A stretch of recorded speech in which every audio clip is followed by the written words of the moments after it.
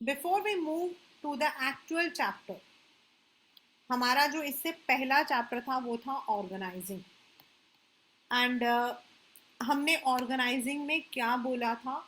हमने बोला था दैट ऑर्गेनाइजिंग का मतलब हो जाता है वेयर वेयर हमने अपने काम को, काम क्या है? प्रोडक्शन भी एक काम है, ठीक है ना? अपने कंपनी के अंदर स्टाफ को लाना भी एक काम है। हमारे कंपनी का जो सामान है उसको बेचना है, we have to sell it out. तो मार्केटिंग यानी कि to aggressively asking people to buy, वो भी हमारा एक काम है। तो all of these are work. अब हम क्या करेंगे? हम आइडेंटिफाई करेंगे सिमिलर वर्क को। वर्क को हमने आइडेंटिफाई कर दिया, हमने स्ट्रक्चर बना दिया ऑर्गेनाइजेशन का, टीम का हेड कौन होगा, उसके नीचे कौन होगा, हमने सब कुछ कर दिया। बट ये तो सिर्फ हमने पेपर पे बनाया है ना, ओरिजिनली तो उस पोजीशन पे आके किसी को काम करना है। somebody has to work on that, somebody has to work on that। कौन काम करेगा? and that is called as staffing, that is called as staffing। उस चीज को हम बोलते हैं staffing। एंड अगर हमारी कंपनी में अच्छे स्टाफ होंगे, यानी कि according to Fayol's also, according to Taylor also, Taylor ने क्या कहा है? He has said that the people who are working should be capable and they should be trained also. तो अगर स्टाफ अच्छा होगा, right person for the right job, तो then हमारा जो हमने जो ये अभी तक प्लान किया, ऑर्गेनाइज किया ना, ये तभी हमारा जो है पॉसिबल होगा। यानी कि the function which is concerned with bringing the right and efficient people in the organization is considered as staffing। now staffing, कई लोग कहते हैं हम मैं तो एचआर में हूं। तो what is staffing and what is HR? HR हमारा एक बहुत बड़ा डिपार्टमेंट है। आप कह सकते हो कि HR is a, you can से एन ओशियन, एंड स्टाफिंग वहां पर सिर्फ एक पर्टिकुलर पोर्शन को कहा जाता है। एचआर के पास बड़े सारे काम होते हैं, पूरी कंपनी का हर एक पॉलिसी बनाना एचआर का काम है, लेकिन staffing is bringing the right person and उनको, जिसको भी हम लेकर आए हैं, उनको जो है स्टेबल रखना अपनी कंपनी के अंदर, वो काम होता है staffing. Staffing function is concerned with bringing the right and efficient people, and it consists of manpower planning, recruitment, selection, training, compensation, promotion और managerial power को maintain करना। Now, what is the meaning of manpower? Workers, those who are working on the machine, कितने चाहिए आपको? The staff which is working in the admin department, कैसा चाहिए? Computer के लिए we need a person who is computer expertise. For accounts we need a person who is accounts, having the accounts background। ये सारा काम जो है पहले हमें देखना पड़ेगा कि किस कौन कौन सा काम हमारे यहाँ पर है। एग्जिस्टिंग कोई अगर स्टाफ है तो कितने हैं, हमें कितना रिक्वायरमेंट है, तो मैन पावर उसको बोलते हैं। और अगर हमारी कंपनी नई है तो हमें पूरा प्लान करके चलना पड़ेगा कि हमें कितना स्टाफ चाहिए, किस एरिया में कितना स्टाफ चाहिए। तो why we need staffing? It brings a competent personnel. अगर आपकी कंपनी में you are having a proper what you call as a HR department, a proper department which knows किस काम के लिए कैसा हमें पर्सोनल चाहिए, that will help in high performance, that will ensure the growth of the company। and definitely बेटा, जब आपके स्टाफ ट्रेंड है, तो it would reduce a labour cost. Otherwise क्या होगा, अनट्रेन्ड होगा तो उससे सामान टूटेगा, मशीन खराब हो जाएगी. हो सकता है कि 2 घंटे के काम को वो 5 घंटे में करके दे रहा, तो लेबर कॉस्ट आपका बढ़ जाएगा. तो efficient staffing will also ensure optimum utilization of the resources. And of course, अच्छी स्टाफिंग होगी तो कंपनी में काम करने वाला भी खुश होगा. Why do all of us want to work in Google? Why do all of us want to work in Microsoft? Why don't we want to work in small companies? Is the reason. Now, staffing as a part of HR. Staffing is a part of HR. Staffing is not any department. It's a function. याद रखना, ये आपके true false में आता है. It's only a function because the HR department has many work. Apart from staffing, they have many work. ये याद रखना. HR management is a recruitment, selection, development, compensation. मतलब ये सारे कैसे रहेंगे, इस मतलब कि कितने हमारे कंपनी में लेवल रहेगा, उस लेवल के बीच में कितना लेवल रहेगा. हमने पढ़ा था स्पैन ऑफ मैनेजमेंट. तो स्पैन ऑफ मैनेजमेंट हमारा क्या रहेगा. Then definitely a company has to deal with outsiders. तो वो सारे जो स्टाफिंग से रिलेटेड जो लाइजनिंग है वो सारा HR करता है. Therefore, big enterprises create a separate department called HR. Staffing as a part of HR. The scope of human resources is wider than staffing because it involves staffing, keeping the records, providing expertise services और बहुत सारे काम. It helps in getting the right people for the right job. But staffing का मतलब ही यही है कि staffing सिर्फ उस चीज से ही डील करता है, उसके अलावा और कुछ नहीं. Bringing the right personnel into the office और ऐसे पॉलिसी बनाना जिससे कि वो लोग टिके रहे. Staffing is people centered and is relevant in all types of organization with all categories from top to bottom. And it is duty of every manager to perform the staffing activities in many enterprises. Personal department is established. Staffing HR की जगह personal department बना दिया जाता है. It is also concerned with training, development, performance appraisal. हम लोगों ने अभी जो ना इसे नेक्स्ट चैप्टर पढ़ा था डायरेक्टिंग, उसके अंदर हमने पढ़ा था financial and non financial incentives. तो ये जो फाइनेंशियल एंड नॉन फाइनेंशियल है ना, this is based on the appraisal. Appraisal का मतलब क्या होता है बच्चे, आप पूरे साल काम करते हो. In some companies it may be for 1 year, in some companies it may be for 6 months, in some companies it is quarterly. तो आपके जो काम है उसको आपका जो हमने बोला था अथॉरिटी टू रिस्पॉन्सिबिलिटी रिलेशनशिप, तो जो आपका अथॉरिटी होगा वो आपके काम को एनालाइज करेगा. वो बताएगा कि भाई ये काम, अगर इसको काम देते हैं तो ये 10 में से 10 है, ये सारे काम कर लेता है. उसके अकॉर्डिंग आपको जो है फाइनेंशियल एंड नॉन फाइनेंशियल जो इंसेंटिव्स होते हैं वो दिए जाते हैं. नाउ एज आई सेड, अब आता है हमारा असली स्टेप, प्रोसेस ऑफ स्टाफिंग. अब इसमें क्वेश्चन कैसे आता है ये आप लोगों को समझना है. या तो आपको डायरेक्टली क्वेश्चन पूछ सकते हैं या फिर ऐसे है, identify the process of the one of the function of management. इसमें से आपका पहले 2 फंक्शंस उसमें कर दिया होता है और आपको बाकी 3 बताने के लिए बोलते हैं. या फिर first two steps of the process of a function of management. Function का नाम नहीं बताएंगे. तो पहला आपको आइडेंटिफाई करना है कि दैट फंक्शन इज स्टाफिंग, और स्टाफिंग में कौन सा स्टेप हमें बताना है. ठीक है, तो द वेरी फर्स्ट इज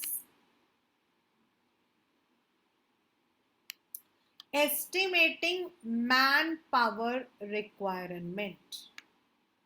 यानी कि आपकी कंपनी में, इसमें आपके क्वेश्चन आता है, इसमें आपका क्वेश्चन आता है एस्टिमेटिंग मैन पावर का मतलब हो जाता है आपके पास एग्जिस्टिंग कितने मैन पावर है and how much work you have, मतलब the number of people you require and the kind of work you have, ये आपका होता है man power requirement. Means you will B first of all seeing, अगर मान लो by chance आपकी नई company है तो उसमें तो कोई होगा ही नहीं स्टाफ, बट एग्जिस्टिंग कंपनी है तो आपको ये भी देखना है कि जो दूसरा डिपार्टमेंट है वहां ओवर स्टाफ है, वहां पर एक्स्ट्रा स्टाफ है और आप बाहर से और रिक्रूट कर रहे हो तो वो गलत है। तो सबसे पहले आपको देखना पड़ेगा कि आपके मतलब अगर मान लो कि हमारे पास आया है production department needs 2 computer operator, ठीक है, प्रोडक्शन डिपार्टमेंट ने हमारे पास एक मैसेज भेजा है हमें 2 कंप्यूटर ऑपरेटर्स की ज़रूरत है। तो सबसे पहले तो हम देखेंगे कि कितना काम है, क्या 2 कंप्यूटर ऑपरेटर की ज़रूरत है। देन हम बाकी डिपार्टमेंट्स को भी एनालाइज करेंगे कि कहीं पर कंप्यूटर ऑपरेटर ज़्यादा है विदाउट एनी वर्क है, तो सबसे पहले हम काम को भी एनालाइज करेंगे and the number of people who are existing उसको भी करेंगे। But in a new company आपको सब कुछ नया लेकर आना है, you will not be having the existing departments. तो आपको जो है you have to develop the programme to see workload and work force. याद रखना, this is a question of CUET also. This is a question of CUET also. Estimating man power का मतलब है work load and work force, यानी कि कितना काम है और आपके पास कितना मैन पावर ऑलरेडी एग्जिस्टिंग है। Second is recruitment. अब ये जो अभी हम, ये तो सिर्फ आपका प्रोसेस है, अब इन सबको हमने बहुत लंबे तौर पे पढ़ना है। रिक्रूटमेंट का मतलब क्या है? It means there are 2 sources of recruitment. मैं जो ये वर्ड्स बोलती जाऊंगी ना इन सबको ध्यान रखना। या तो अगर आपकी कंपनी पुरानी है, इट्स एन ओल्ड कंपनी, तो आपके पास इंटरनल रिसोर्सेज हो सकते हैं। इंटरनल सोर्सेज यानी कि ऑलरेडी कोई काम कर रहा है उसको प्रमोट करके, हो सकता है कि हॉरिजॉन्टली उसका शिफ्ट कर दिया, उसको वो ए डिपार्टमेंट में था उसको बी डिपार्टमेंट में डाल दिया। दूसरा है हमें नए चाहिए स्टाफ, तो हम जो है using the newspaper, web media या फिर कैंपस प्लेसमेंट, हम लोग उसके थ्रू जो है लोगों को लेकर आएंगे। That is called as recruitment. अब आपने पहले तो रिक्रूटमेंट का you have to first of all decide कौन सा रिक्रूटमेंट चाहिए, 1 चाहिए, 2 चाहिए। इंटरनली हम शिफ्ट कर सकते हैं। Transfer is a horizontal, promotion is vertical. Then आपने रिक्रूट कर दिया, जो हमारा इंग्लिश का क्वेश्चन है, application cum biodata, application cum biodata. अब हमारे पास बड़े सारे एप्लीकेशंस आ गए हैं। सो कल्याण ने भी लिखा है, मौलिका ने भी दिया है, अंशिका ने भी दिया, कशिश ने भी दिया, सुवोदीप ने दिया। मेरे पास 5 एप्लीकेशंस आ गए, मुझे एक इंसान को सिलेक्ट करना, ठीक है। 5 candidates have applied for the job. I have to now select the right candidate for the right job. मैं क्या करूंगी? हो सकता है मैं आप लोगों का टेस्ट लूं, हो सकता है मैं आपसे पर्सनल इंटरव्यू लूं। Means it will consist of many interviews, test and all. आपकी पर्सनालिटी टेस्ट लूंगी, आपका रिटन टेस्ट लूंगी, आपको काम करवा के देखूंगी, आपसे बात करूंगी। सिम्बोसिस में एडमिशन के लिए सारी चीजें चाहिए होती हैं। देन मुझे 5 में से जो बच्चा जो मतलब कि स्टाफ बिल्कुल सही पसंद आ गया, से 1 child I have selected, and selection is a negative process. मुझे उस वक्त जो इंसान पसंद आया था वो मेरा सिलेक्शन था, लेकिन हो सकता है मेरी पसंद रॉन्ग हो। I have to eliminate the rest 4। अब मैंने मान लो मैंने अंशिका को सेलेक्ट कर लिया, बट मेरे को I had to eliminate all other 4। That is why it is called as a negative process. अब मैं जो नया एम्प्लॉई है उसको मैं प्लेस करूंगी। भाई आपका Anshika from tomorrow you are going to join the company, मतलब पहले तो मैं जो ऐसा कुछ नहीं बोलूंगी फ्रॉम टुमारो, मैं मूवी नहीं है। You have been placed in this, मतलब कि वो आपका ये काम रहेगा, आपको ड्यूटी जो you have to report to this person, मैं उसको प्लेस करूंगी, उसको काम से फेमिलियराइज करूंगी। वो अलग अलग तरीका होता है। देन ओवर द पीरियड एक इंसान काम कर रहा है, लाइक आप पांचों काम कर रहे हो, Sukalyan is working, Anshika is working, Suvodeep is working, everybody is working. तो जब हम ज्वाइन करते हैं तब हमारा जो स्किल होता है वो कुछ और होता है। ओवर द पीरियड हमें अपने स्किल्स को डेवलप करना पड़ता है, तो हमें ट्रेनिंग भी मिलती है एंड डेवलपमेंटल प्रोग्राम्स भी होते हैं। देन टाइम टू टाइम आप जो काम कर रहे हो उसका अप्रेजल भी होता है, उसी के बेसिस पर आपका प्रमोशन, आपको इंक्रीमेंट, आपको non financial and financial incentives मिलते हैं। And these are all the process of staffing. The first is आपका estimating the manpower, second is recruitment, third is selection, fourth is placement, fifth is orientation, या कभी placement and orientation साथ में आ जाता है। Then next is training, training में आपके अलग अलग तरीके के ट्रेनिंग, देन आपका परफॉर्मेंस एनालिसिस। पेपर में प्लेसमेंट एंड ओरिएंटेशन से ज़्यादा नहीं आता है, सिलेक्शन के आपके अलग अलग टेस्ट को आइडेंटिफाई करना आता है। Then difference between training and development आता है, और रिक्रूटमेंट में से identify the source of recruitment आता है। Now as I said, what is recruitment? It is stimulating the prospective people to apply in our company.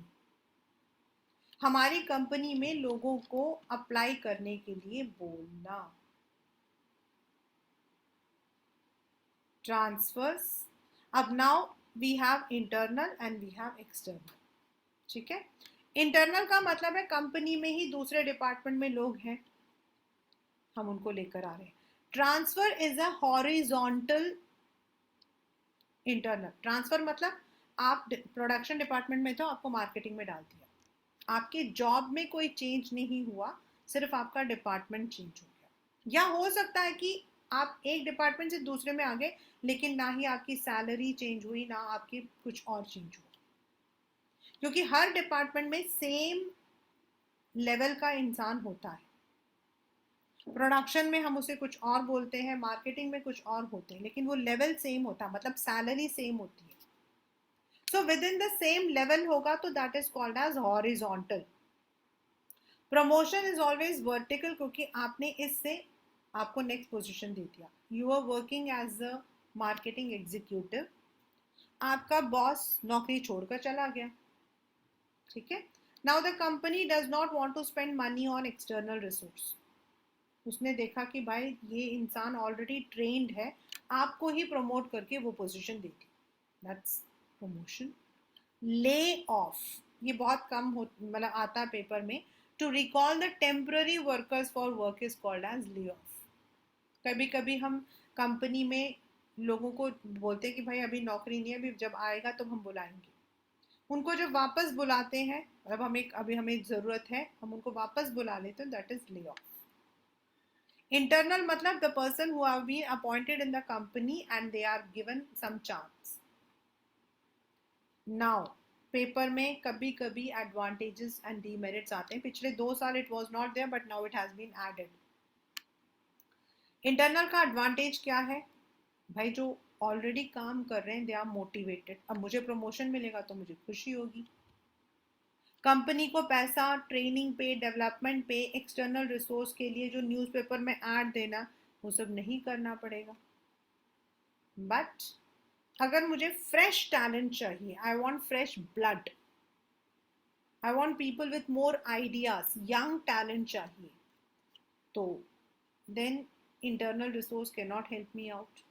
Then कई companies में जहाँ एक्सटर्नल नहीं लेते हैं ना, वो एम्प्लॉयमेंट होते हैं हमारा तो प्रमोशन होना ही होना है यार, they become lethargic, they don't have the competitive spirit. जब नए आ रहे होते हैं ना, हमें पता है हमारी कंपनी न्यू ब्लड को लेकर आ रही है। देन अगर हम फ्रीक्वेंटली एम्प्लॉयज़ को ट्रांसफ़र करते रहते हैं तो दूसरे डिपार्टमेंट का काम भी जो है that may also be hampered. That is आपका internal resource, internal source of recruitment, यानी कि with in the company. Now when the candidates are asked from outside, जो मैंने अभी आपको बताया application cum biodata, that's called as external. अब ये जो पेपर में मैंने ये जो 4 लिखे हैं ना, this is one of the most important, इसमें और भी ऐड होंगे अभी, ये तो सिर्फ 4 हैं, ये तो और भी ऐड होंगे। नाउ इसमें अभी कैंपस प्लेसमेंट नहीं है, वो मैं ऐड कर दूंगी। नाउ डायरेक्ट का मतलब होता है, see what is the meaning of direct. आपने देखा होगा अपने घर के आसपास में, you might be sales boy required, लड़का चाहिए, देखा होगा आपने, you must have seen, that is आपका डायरेक्ट रिक्रूटमेंट। डायरेक्ट का मतलब है placing a notice board, workers चाहिए, और मतलब कि जो आपकी फैक्ट्री होती है उनमें डाला होता है, छोटे छोटे दुकान में होता है सेल्स गर्ल की ज़रूरत है, दैट्स डायरेक्ट रिक्रूटमेंट। प्लीज़ ये सारा अच्छे से लर्न करना। Casual callers, now casual callers क्या होते हैं, इन मेनी कंपनीज, मतलब हर कंपनी में एक जॉब के लिए एडवर्टीजमेंट दी जाती है, ठीक है। अब कितने कैंडिडेट्स उसके लिए अप्लाई करते हैं, मोर देन 1000, और कितने कैंडिडेट्स हमें चाहिए होते हैं, 5। तो वो जो 995 हमारे पास में जो बायोडेटा रखे होते हैं ना, उनको हम लोग रख लेते हैं, एंड अगर हमें ज़रूरत पड़ती है तो हम उनमें से किसी कैंडिडेट को वापस बुलाते हैं। In our school this was one of the most you know common one. अच्छा ये टीचर छोड़ के चली गई, जाओ एक काम करो, मेरी उसमें फाइल में रखा हुआ बायोडाटा निकाल के ले आओ। अगर किसी की जॉब लग गई है तो ठीक है, उसको फाड़ दो, बाकी रखा रहता है। Advertisement, the most popular but paid one is advertisement also. ये आप न्यूज़पेपर में देते हो, जो हमने क्लासिफाइड एडवर्टाइजमेंट किया था लास्ट ईयर, वांटेड मेल और फीमेल कंप्यूटर ऑपरेटर विद मतलब कि 3 years एक्सपीरियंस, दैट इज आपका advertisement. Sometimes it is on the internet, that is आपका web media, naukri.com, monster.com। Paper में 1 मार्कर क्वेश्चन है ये। Name two name two channels, name two pages for advertisement of, तो आपका time monster, times job, naukri.com, ये सारे आपके आ जाते हैं। रेडियो एंड टेलीविजन, हम लोग एफएम चैनल्स में नहीं देखते हैं, but in Doordarshan you have, Doordarshan में आपके आते रहते हैं। Some people even advertise in the, मतलब वो स्क्रॉलिंग में भी डालते हैं। देन आपका आता है one of the most important, that is आपका कैंपस प्लेसमेंट। कैंपस प्लेसमेंट का मतलब हो जाता है जहां पर कंपनीज जो है they go to the big, मतलब जो बिग कंपनीज होती हैं वो जाती हैं to the colleges, to the institutes, जहाँ जैसे अब आप में से कोई बच्चा कहेगा मैम मुझे तो बीबीए करना है, I want to do only from Delhi university, मुझे तो सिर्फ सुखदेव से करना है, why do you want to go to Sukhdev, the reason is वहाँ कंपनीज आती हैं, ऑन द स्पॉट आपका इंटरव्यू होता है, and you are given the placement. That's one of the very you can say common one. और आजकल जो है जितने भी आप इंस्टीट्यूट देखोगे ना, they would be pasting this board, board में डालते रहते हैं वो लोग कि उसका नाम क्या है, ये उसका नाम क्या है, दिस कंपनी हैज, इस हमारे यहाँ पर ये कंपनी आई थी, हमारे यहाँ ये कंपनी आई थी। This increases the value of that institute, and आप जैसे बच्चे जो हैं दे ऑल्सो वांट कि आपका जो है कैंपस प्लेसमेंट हो जाए, क्योंकि कैंपस प्लेसमेंट में सबसे अच्छी बात क्या होती है, they don't go for the experience and all.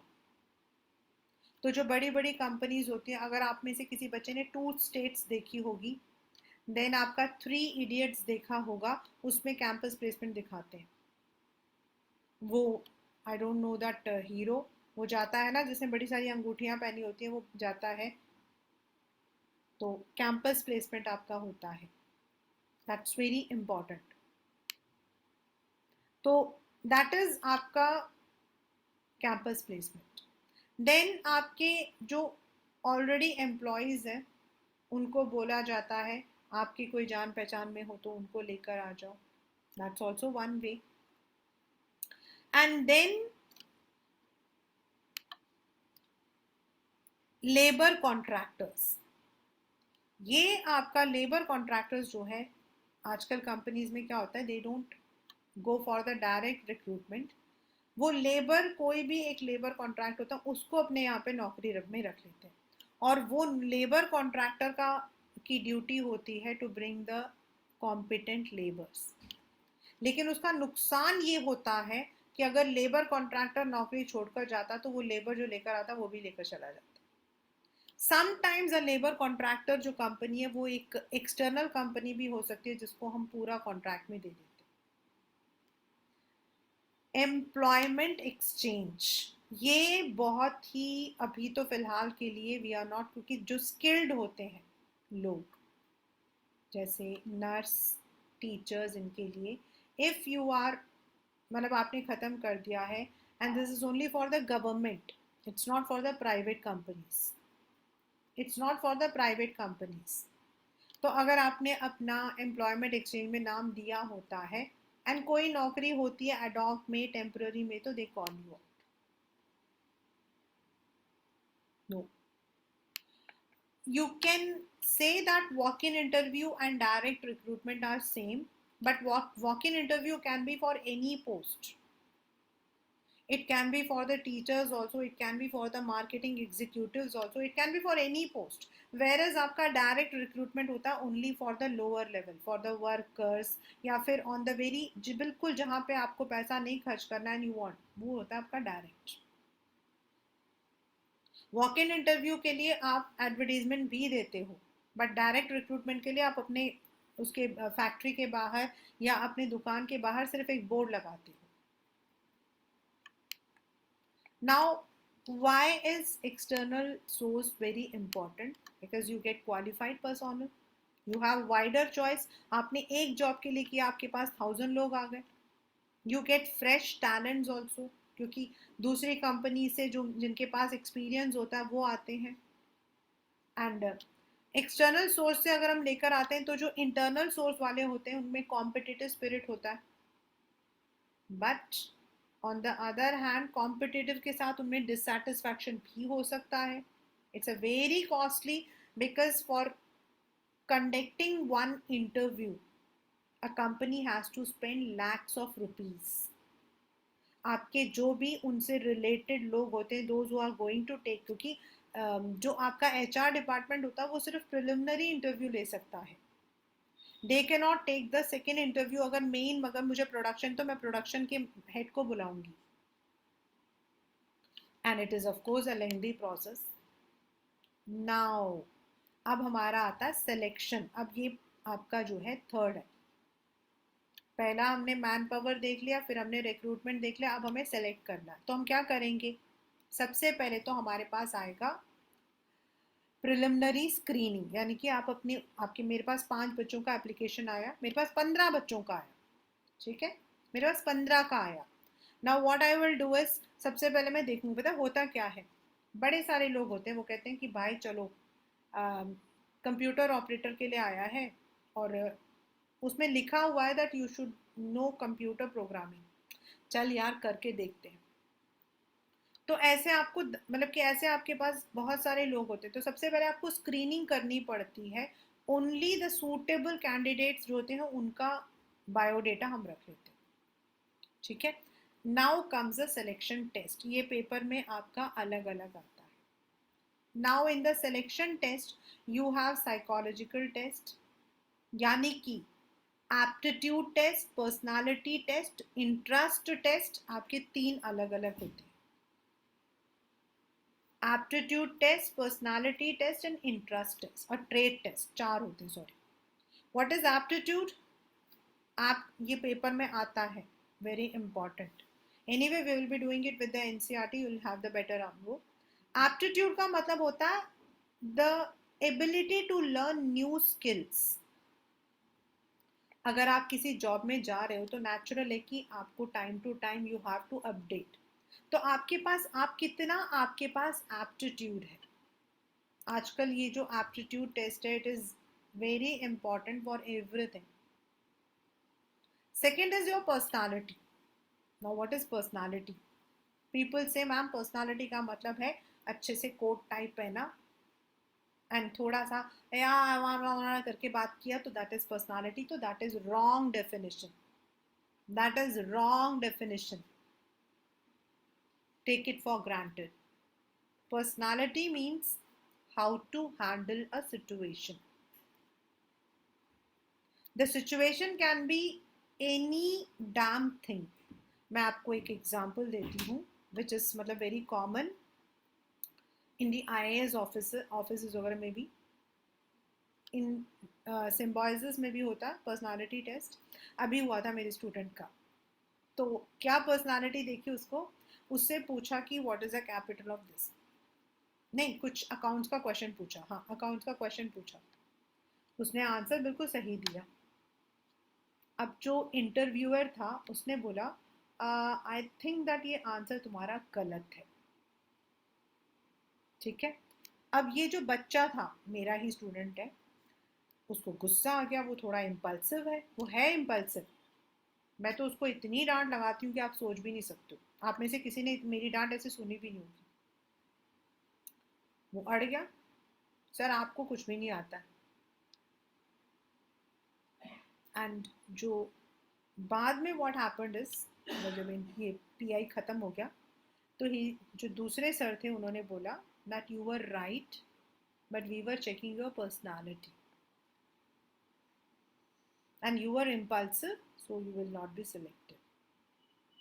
एक बड़ा कॉमन क्वेश्चन था मैनेजमेंट में। मैनेजर मतलब जो इंटरव्यू ले रहा था, उसने सामने इंटरव्यू से पूछा आपके घर में कौन कौन है? तो उसने बताया मेरे घर में मेरी मदर है, फादर है, मेरी सिस्टर है। कि क्या करती है?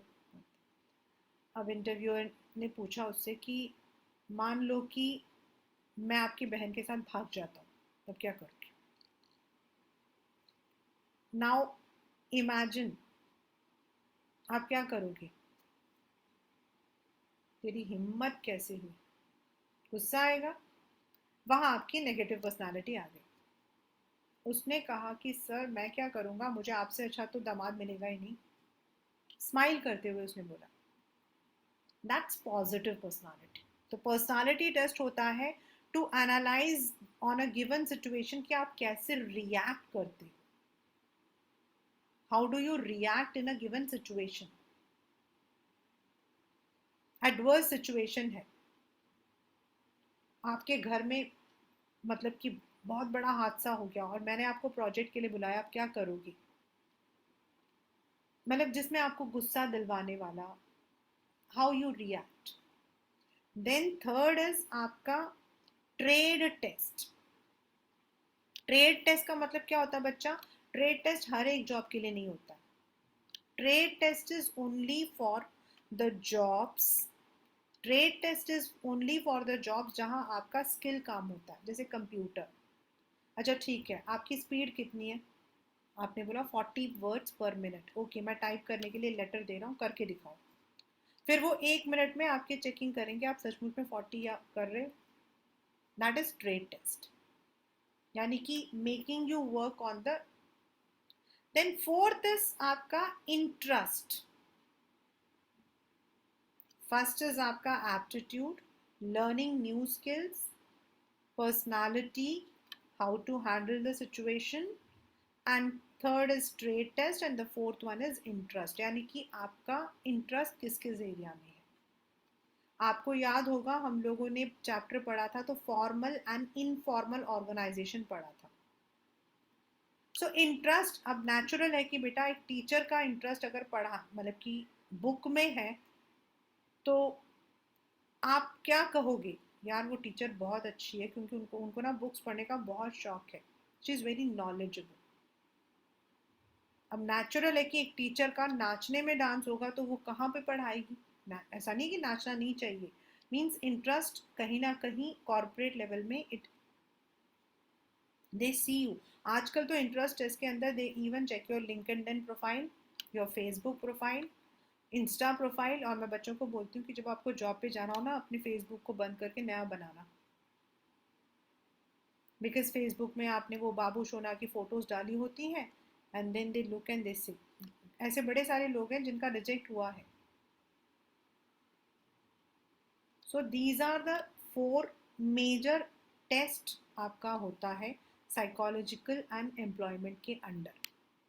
देन ये तो हो गया टेस्ट, और ये टेस्ट जो है आजकल बहुत इम्पॉर्टेंट हो चुके हैं। Now there will be an interview. Test was something which had an interaction. Interview में that would be more about yourself. जो हमने अपना बायोडेटा बनाया था, अच्छा आप पहले कहाँ काम करते थे, कितनी सैलरी लेते थे, वहाँ की जॉब को क्यों छोड़ना चाहते हो, all about this. Then fourth बड़ा ही खतरनाक reference check. If you remember हम लोगों ने अपने बायोडेटा के अंदर बनाया था रेफरेंसेस, और मैंने लिखवाए थे 2 रेफरेंसेस। वन जो कि the person who is having some dignity in the society, और दूसरा कोई भी आपका जान पहचान। Here the reference check is done and every time when I teach this chapter every child ask me ma'am सचमुच में रेफरेंस चेक होते हैं, तो यस। आपका पास्ट एम्प्लॉयमेंट, आपका कोई पुलिस रिकॉर्ड, मतलब they will be indirectly going to that person and they would check whether the the things which you have written are right or not. One second.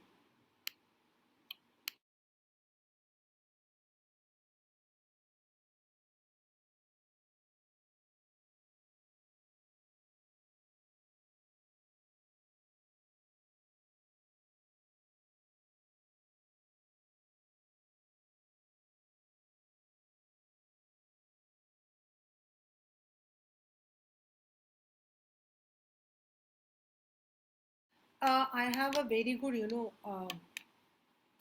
experience about this reference check. While आप लोगों को select कर लिया, मतलब आप में से मान लो 5 बच्चे थे, 5 में से 3 को सिलेक्ट कर रखा है। Now the reference background is done and the reference background can be done through many ways. तो इट वाज लाइक कि my husband was in Indore, तो he was working with LIC housing finance and he was not getting the transfer to Delhi, and I was working in Delhi government GTB hospital, and under Delhi admin I wasn't allowed to take transfer to some other city. So we thought, and then मेरे parents भी यहीं रहते थे, तो हम लोगों ने कहा कि no. Yeah, yes, तो what happened is कि my husband had applied there, उसके बाद he had gone back to Indore, अब उनका सिलेक्शन वलेक्शन हो गया। तो जब रेफरेंस चेक का आया तो one day a person came to our home and then he told me कि अच्छा मतलब कि आपका नाम क्या है, सब बता दिया, ठीक है। फिर मेरी तभी तो शादी हुई थी and I was very young also, मैं तो वैसे भी 24-25 साल में था, वो झल्ली थी, बिल्कुल झल्ली, मतलब जिसको कहते हैं ना वो बिल्कुल रोस्टेड, बिल्कुल बेवकूफ़। तो देन दे सेड कि can you tell the name of your sister in law, भाभी का नाम, सॉरी दीदी का नाम। उनका नाम तो मुझे पता था एंड मेरे को उनका पूरा नाम नहीं पता था क्योंकि वो हम लोग तो उस मतलब एरा को बिलोंग करते हैं ना, जहाँ जी जी, जहाँ पर वो वर्ड बोलते हैं। आजकल तो लोग नेम बोलते हैं, मुझे अच्छा लगता है। देन दे सेड उनके हस्बैंड का नाम क्या है। आई डिड नॉट नो, क्योंकि मैं तो जीजा जी बुलाती थी। तो अब मैं ये तो नहीं बोल सकती थी ना मुझे नहीं आता, मैंने रैंडमली नाम बोल दिया। I really spoke a random name. Then they said अच्छा उनका एड्रेस बताओ। लकीली उन दिनों मुझे तो लिखने का बड़ा शौक था, तो मैं उनको लेटर्स लिखती थी। मुझे उनका पूरा एड्रेस अभी भी मुझे याद है, 13 दीपम नगर। मैंने वो बता दिया। उसके बाद उन्होंने ना बड़ा ट्रिकी सा क्वेश्चन पूछा। दे सेड कि in your husband's profile he has said that he is working with mister Paul. और मिस्टर पॉल हमारे फैमिली फ्रेंड थे। मैं अड़ गई। मैंने कहा no, he doesn't work with mister Paul. उन्होंने कहा नहीं, आपके हस्बैंड ने लिखा और हमने मिस्टर पॉल से पूछा भी था और उन्होंने भी कहा कि वो काम करते थे। अब मैं, क्योंकि मेरी शादी हुए ज़्यादा टाइम भी नहीं हुआ था, तो I wasn't aware of all, and I was like कि लिटरली कि नो, मेरे हस्बैंड तो उससे काम नहीं करते थे, तो why it is said, they said no. मैं अड़ गई। तो उन्होंने मुझसे क्वेश्चन पूछा। मैंने कहा कि mister Paul is our family friend. तो दे सेड कि मिस्टर पॉल आपके हस्बैंड के इतने करीब हैं कि वो आपके हस्बैंड के लिए झूठ भी बोल सकते हैं। मैंने कहा हाँ बोल सकते हैं, मे बी। देन उन्होंने कहा ठीक है। बट ये बात ना मुझे बहुत बुरी लगी। मुझे ऐसा लगा कि my husband hasn't told me this thing, and I was living here and my husband was in their. तो वो तो ये मोबाइल वाला ज़माना भी नहीं था। Then in the evening I called my husband and I told him. He said कि no, I'm not working with Mr. Paul and all. ये मतलब उन्होंने वैसे गिमिक किया है। Then after 3 days I received a call on my in my office only. He come and take the appointment order. And at that time they said told me, तो उन्होंने मुझे बिठाया, and I was panicked. But they said कि no ma'am, that was only the way we check the reference of a person. Ki how social the person is, how much he is having the interactions. So reference check is one of the most important investigation that the employers जो हैं वो करते हैं. And that is why while we are giving the references, we have to be very particular. So staffing में this is one of the important step. As Suhadeep also told, but this is very important. They come, they check your background, whether you are having any criminal background. कभी हमें कोई चीज़ को गलत नहीं बोलना चाहिए, exaggerate नहीं करना चाहिए. Then the selection decision has to be made. अब हमने इंटरव्यू भी ले लिया, हमने जो है सारे टेस्ट भी ले लिए, मतलब कि एप्टीट्यूड भी दे दिया, personality. Now is the time when you have to take the decision. आपके पेपर का क्वेश्चन है ये. This is the point of decision. तो दैट इज सिलेक्शन. अब आपको सिलेक्शन करके हमने मेरिट में डाल दिया, और यही आपका जो है ना, it also goes for all your, आजकल तो जो आपके यूनिवर्सिटीज़ के जो है ना उनमें भी यही जाता है. Then in some of the companies they send you for the medical examination. Most of the companies are having on panel. अगर आपने हॉस्पिटल्स देखे होंगे ना, उसमें लिखा होता है ऑन पैनल LIC ऐसे करके लिखा होता है. Means they send you to that hospital, आपको वो खाना पूर्ति करके आपकी फिटनेस सर्टिफिकेट मिल जाती है. Then you are only offered a job. आपकी जॉब अभी लगी नहीं है, आपको सिर्फ फॉर्मली आपको एक अपॉइंटमेंट लेटर दिया जाता है. उसमें लिखा हुआ होता है you have been, this is मतलब कि on the basis of the interview, on the preliminary, we are glad to convey that you have been placed in this level. ये आपकी सैलरी रहेगी. अगर आप एक्सेप्ट करते हो तो देन आप इसका साइन करके दो. Once you have been given, आपने लिख कर दे दिया, फिर आपको कॉन्ट्रैक्ट मिलता है. मींस उसके अंदर आपके लीव रूल्स, आपके प्रोबेशन पीरियड, प्रोबेशन का मतलब होता है the period when you are working without any notice. In some companies it is 6 months, in some companies it is 1 year also. और प्रोबेशन आपका इंक्रीज भी हो सकता है. और प्रोबेशन में अगर आपको वो पसंद नहीं आते तो आप भी छोड़ सकते हो, वो भी छोड़ सकते हैं without any notice. You don't get any kind of leave or anything. Then you will be taken to the, ये तो आपका हो गया कॉन्ट्रैक्ट। उसके बाद आपको दिया जाता है ओरिएंटेशन। अब orientation can be in many ways. कुछ कुछ कंपनीज में 100 लोग, मतलब कि 100 लोगों का एक साथ हुआ है, तो they all will be called together. एक बड़ा सा आपका एलईडी स्क्रीन लगा देते हैं। Then they would tell about the profile of the company, they would tell what they expect from you.